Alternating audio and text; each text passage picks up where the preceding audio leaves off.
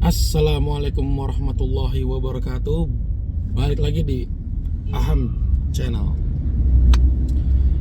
Oke, karena dua kampret itu lama bikin video demi mempertahankan konsistensi setiap tahun bikin video, kali ini Aham Channel akan bersama gua aja, Akbar. Kita hari ini mau ngomongin, atau gua hari ini mau ngomongin terkait dengan fenomena yang akhir-akhir ini terjadi. Nggak akhir-akhir ini sih sebenarnya, tapi akhir-akhir ini makin menjadi gitu. Sebenarnya udah lama fenomenanya itu terjadi di Indonesia, dan gue merasa tidak ada perubahan dan itu terjadi lagi dan lagi gitu, dan nggak ada kapok-kapoknya gitu. Fenomenanya apa? Yaitu kesulitan kita untuk menahan diri gitu. Menahan diri untuk apa sih? Terutama menahan diri untuk sebenarnya adalah untuk as simple as nggak komen dulu. Oke, jadi mungkin biar konteksnya nyambung, gua mau flashback sedikit. Di Indonesia tuh dulu sempat beberapa kali muncul berita-berita yang viral, heboh gitu, yang sulit sekali ditahan oleh netizen Indonesia gitu. Kalau kita mau flashback, ada beberapa, dan ini juga bukan hanya segelintir orang ya yang termakan oleh berita tersebut, tapi juga pertama banyak, dan orang-orangnya juga banyak yang terpandang gitu, yang public figure kah, atau orang-orang dengan jabatan tertentu lah di Indonesia gitu. Contohnya apa sih? Contoh paling heboh dulu ada hoaxnya terkait dengan Ratna Sarumpait, yang dibilang dipukuli oleh orang-orang tidak dikenal, yang ujung-ujungnya ternyata adalah setelah perawatan medis gitu. Itu korbannya tuh, yang menyebarkan beritanya tuh bahkan politikus terkenal di Indonesia gitu ya. Lalu juga ada Justice for Audrey dulu, yang terkait dengan bullying, sampai public figure di Jakarta tuh banyak yang samperin dia untuk kasih support apa segala macam. Ternyata terjadi tidak seperti apa yang diceritakan oleh Audrey, tapi tuh hashtagnya, gambarnya Justice for Audrey itu rame sekali sampai berminggu-minggu. Ternyata nggak seperti itu. Yang kedua, yang ketiga, bukan hanya terkait dengan orang-orang tertentu, tapi juga terkait dengan, inget banget Indonesia tuh pertama kali mengadakan Superbike waktu itu. Terus ada foto atau potongan video yang menggambarkan ada orang Indonesia yang membuka-buka kotak motor dari tim Superbike. Narasinya adalah heboh, kurang ajar, malu-maluin, norak. Wah, itu orang-orang yang hobi motor kan, wah rame-rame tuh menghujat. Tahu-taunya petugas bea cukai, petugas panitia, yang memang tugasnya mengecek nomor sasis dari dokumen dan motornya bener atau enggak, which is normal gitu. Lalu ada lagi yang, nah ini yang dari awal gue dukung, bukan dukung sih, tapi karena gue backgroundnya hukum ya, jadi sangat menjunjung asas presumption of innocence. Ada cerita Gofar Hilman, itu kan juga anti klimaks banget, cancel culture-nya udah parah-parahan gitu ya, orang sampai depresi apa segala macem bla bla bla. Ternyata mengidap gangguan mental si korbannya, yang ternyata memang tidak terjadi sesuai dengan apa yang diceritakan gitu. Selain gak ada bukti, dan ternyata ceritanya juga tidak sesuai lah dengan yang sebelumnya diceritakan, digembur-gemburkan di media, di thread Twitter apa segala macam. Tapi efeknya udah luar biasa pada saat itu. Nah, apa sih fenomena apa sih yang terjadi gitu? Ini yang gue tuh sangat, satu, khawatirkan, yang kedua tuh gemes gitu. Apa sih susahnya? Oh, terakhir ada terakhir tentang kenaikan tarif Candi Borobudur, tiket Candi Borobudur gitu, 750.000. Nah, kalau misalnya disalahkan medianya, gue juga nggak mau 100% menyalahkan media. Media juga ya dalam tanda kutip kurang ajar juga gitu, cuma memberitakan atau membuat headline yang clickbait. Tapi kan itu memang gunanya mereka gitu. Maksud gue gini, mereka punya peran, ya kita juga punya peran gitu. Perannya dia memang membuat begitu biar trafficnya masuk kan, biar orang ngeklik. Nah, peran utama kita adalah untuk ngecek, buka, terus baca, terus cari tahu. Jadi nggak mentah-mentah gitu. Karena kan sekarang kalau post di IG story kan cuma satu halaman aja kan. Ya orang kan cuma ngepost tarif Candi Borobudur naik menjadi 750.000, that's it gitu. That's itu dah. Itu aja yang ditelan, waduh hehehe. Kemahalan, turis lokal nggak bakal mau apa segala macam, tanpa tahu apapun gitu, tanpa mau tahu apapun di balik itu, mau pertimbangannya kek, kapan naiknya kek, kenapa naik kek, atau tuh sama sekali orang nggak mau tahu, post aja dulu gitu. Nah, kesulitan untuk menahan itu tuh gue sangat bingung gitu, apa yang terjadi sih, kenapa sih susah sekali untuk menahan untuk tidak komen dulu gitu. Komen boleh, tapi menahan diri untuk, apalagi yang kontroversial seperti itu, yang tanda kutip kontroversial yang kayak gitu tuh, apa sih susahnya untuk tahan dulu komentarnya sampai ada berita yang jelas gitu. Apa iya? Emang kayak gimana sih gitu. Ngobrol aja dulu gitu. Sama siapa kek gitu. Karena mau ngobrol sama siapapun, yang jelas pandangan itu bukan dari kepala lu sendiri gitu, tetap akan ada brainstorming dari orang lain, apapun itu ya pandangannya. Tapi tetap cobalah omongin dulu, baca-baca dulu, lihat-lihat dulu, tahan aja dulu gitu. Kok bisa berita yang muncul di satu hari ini terus langsung dikomentarin hari ini juga gitu. Ya kalau gua mencoba melihatnya, kenapa ini banyak ya yang analisa gua yang ada di otak, cuman yang paling muncul on top of my head tuh terkait dengan mudahnya kita mengakses media tempat kita berkomen. Ya contoh realnya adalah handphone itu, media sosial kan adanya di handphone, just in tip of your finger gitu, udah ada di otak. Kalau dulu mungkin kalau nggak ada medianya kan udah disimpan aja, tapi sekarang kan sangat mudah untuk, mungkin kalau ngomong kita kan interaksi sosial sekarang kan udah sangat terbatas ya, terlepas dari memang mungkin dibatasi sekarang pertemanan, mungkin semakin besar semakin circle-nya semakin kecil kan, atau emang lo gak punya temen aja gitu, jadi gatal ngomong itu di media sosial gitu. Cuman karena mudahnya itu loh, ada di otak pikir apa-apaan nih langsung ya, cepet banget gitu. Karena memang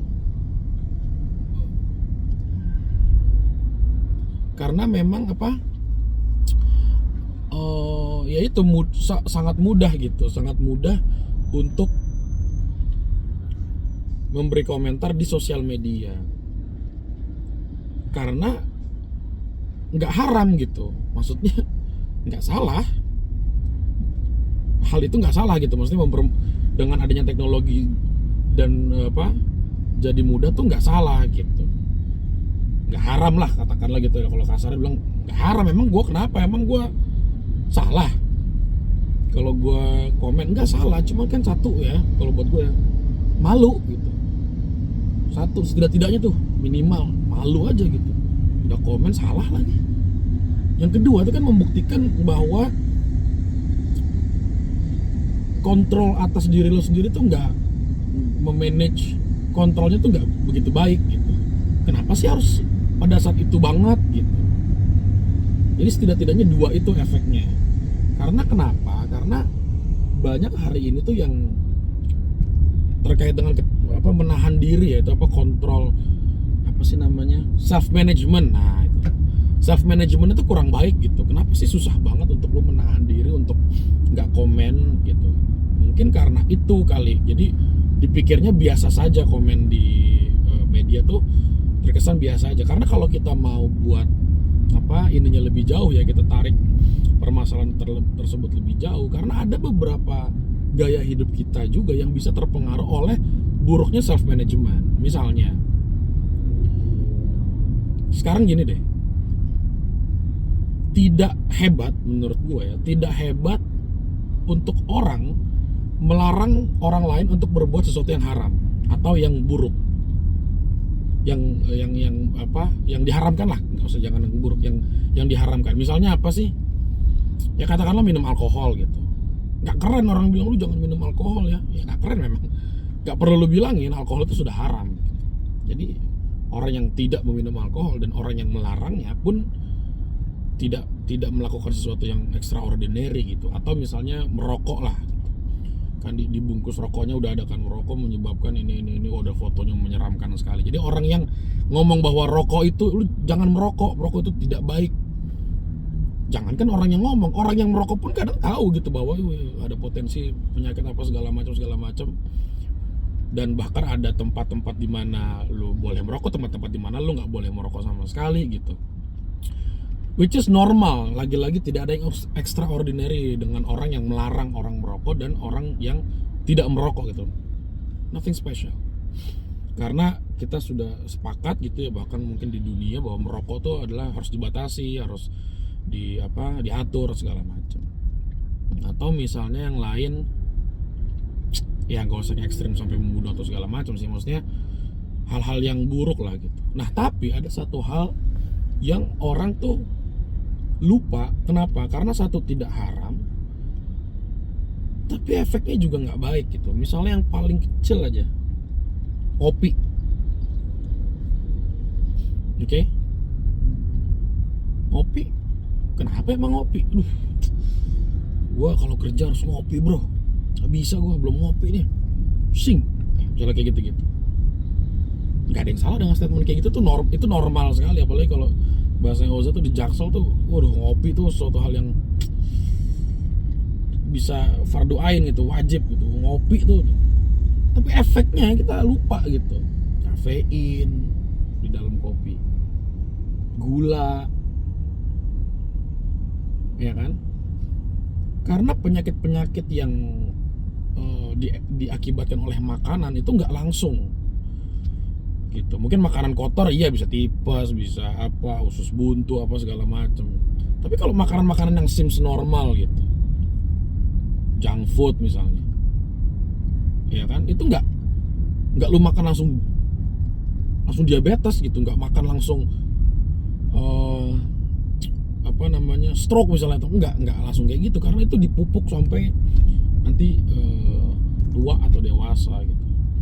Bahkan yang mengerikannya, untuk salah satu penyakit diabetes misalnya, itu nggak perlu nunggu tua gitu. Atau diabetes itu juga bisa menurun, yang efeknya bisa terjadi ke anak kecil. Karena ada salah satu pemeran film Danur, kalau nggak salah, gue lupa namanya siapa, itu umur 11 tahun meninggal karena diabetes. Itu kan, tapi nggak bisa dilarang gitu. Nah gimana ya, ini masalahnya lu nggak bisa kayak tadi yang gue contohin, jangan merokok, jangan minum alkohol, nggak bisa. Dia itu sebabnya apa sih? Faktor terbesarnya gula. Bisa orang jangan makan gula, emang apa? Nggak kenapa-napa gue. Kalau di rumah sakit nggak boleh merokok, orang normal, nggak heran. Tapi di rumah sakit tuh kadang ada orang yang ngasih minum, menyediakan minum teh dengan gula. Itulah yang mengakibatkan banyaknya sakit malah yang disebabkan oleh yang kayak gitu-gitu justru. Entah gula, entah junk food, entah garam berlebihan gitu, entah kafein yang terlalu banyak gitu. Karena itu adalah hal yang normal gitu. Yang itu yang pengen gue ingetin gitu, bahwa ada kalanya manusia tuh hidup normal tapi berlebih-lebihan gitu. Mungkin satu cangkir kopi ya nggak apa-apa, karena ada juga penelitiannya kan, satu cangkir kopi is okay lah gitu. Tapi satu hari sampai yang berapa itu tuh, yang apa, gerai waralaba kopi yang segede gitu setiap hari, selain bisa obesitas, bisa ya gula gitu, ya liver, karena nggak bisa menampung gula terlalu banyak, itu kan bermasalah juga gitu. Tapi masalahnya yang nggak bisa dikasih taunya itu loh, itu yang concern gua sih, karena terlihat bahwa tidak apa-apa gitu, bahwa normal. Sekarang gini deh, di rumah di Indonesia lah, kita ngomong di Indonesia ya, berapa banyak sih yang lo tahu ada di Indonesia rumahnya tuh menyediakan minuman beralkohol misalnya di kulkasnya gitu, atau di lemarinya gitu. Kalaupun ada pasti diumpetin tuh, nggak boleh dilihat-lihat, hanya untuk orang dewasa aja, kalau occasion tertentu saja, iya kan?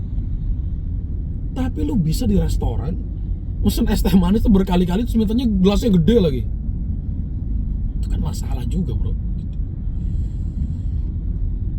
Untuk hal-hal yang haram tuh simple. Again, menurut gua tidak ada yang extraordinary dalam untuk tidak mengkonsumsi hal-hal yang haram, karena hal yang haram tuh udah dibatasin.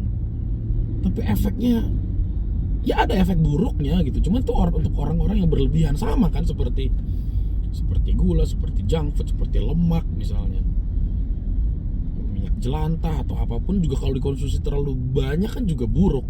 Tapi kan level pembatasannya, level pengeremannya itu susah sekali gitu. Bahkan gue punya sepupu dari bokap tuh udah tua karena bokap kan paling kecil ya, jadi abang-abang kakaknya itu, anak-anaknya tuh, sepupu gue tuh udah pada tua-tua gitu. Itu yang giginya masih, ini bokap gue yang ceritain ya, itu bang si ini itu diabetes, dia giginya udah pada rontok, udah urus. Tapi setiap hari di rumahnya kalau pagi, istrinya tuh, sepupu gue juga yang cewek, itu nyediain es teh manis tuh sebotol yang aki-aki gede itu. Sudah divonis diabetes, masih kayak gitu. Tuh bokap gue yang cerita langsung. Karena es teh manis nggak haram bro gitu. Kan beda kalau aki-aki tiba-tiba di depannya ada si Joni jalan-jalan kan, ya lu pasti diinin orang, lu gila udah tua minum kayak gituan. Tapi kalau udah tua duduk di depan minum es teh manis segede gini, orang lewat tuh pak soal normal aja, walaupun itu membahayakan untuk dia sebetulnya gitu. Nah itulah yang gue pengen sampaikan, bahwa satu, self management itu sangat penting terkait dengan komentar di netizen gitu, netizen komentar di sosial media. Karena kan apalagi di umur gue ya, setahu gue banyak sekali teman-teman gue juga yang olahraga, terutama yang olahraganya permainan misalnya, itu kan salah satunya kontrol diri juga gitu, self management juga kan. Karena lu dengan berolahraga, bermain gitu, ada pasti sportivitas dijaga kan. Kedua kan menahan diri. Masa lu main bola, main mukul orang kan, melatih seperti itu. Mungkin kan ada emosi, kesenggol apa segala macam kan, emosi untuk menang atau segala macam. Tapi kan itu dilatih untuk kontrol diri. Itu kok ketika lu olahraga, lu bisa mengontrol diri lu sendiri. Tapi untuk jempol kok susah banget gitu untuk menahan diri untuk tidak komentar. Jadi gue sih merasanya miris gitu dengan orang-orang yang hidupnya yang berolahraga, yang apalagi yang muslim ya, puasa 1 bulan full gitu ya, atau ngakunya full, yang laki-laki gitu, nggak makan, nggak minum, mungkin nggak berhubungan suami istri siang-siang gitu. Kita bisa kan kontrol kan itu, boleh tapi nanti gitu, pada saat buka boleh makan tapi nanti gitu, boleh minum tapi nanti, itu kan kontrol diri kan. Coba dilatih itu untuk terkait dengan komentar di internet gitu. Ntar dulu deh, gampang banget gitu menurut gue tuh, very easy. Tapi kenapa kok banyak yang tidak, ya itu yang bingung gitu. Ya paling sebagian besar udah itu yang mau gue sampaikan. Cobalah melatih self awareness-nya lagi, dibuat otot gitu loh. Self awareness bukan hanya fisik kita, self defense kita terhadap serangan-serangan keinginan untuk komentar. dan juga tolong dilatih untuk menahan diri terhadap hal-hal yang mungkin bisa mengakibatkan keburukan di masa depan gitu, terkait dengan self awareness juga gitu, maksudnya kontrol diri juga gitu. Jadi kita nggak memupuk sesuatu hal yang yang buruk di masa depan, terlepas dari hal-hal itu terlihat normal di masyarakat kita. Ya paling itu aja. Terima kasih udah dengerin. Kalau dengerin dari awal sampai habis, terima kasih banyak. Selamat pagi, siang, malam.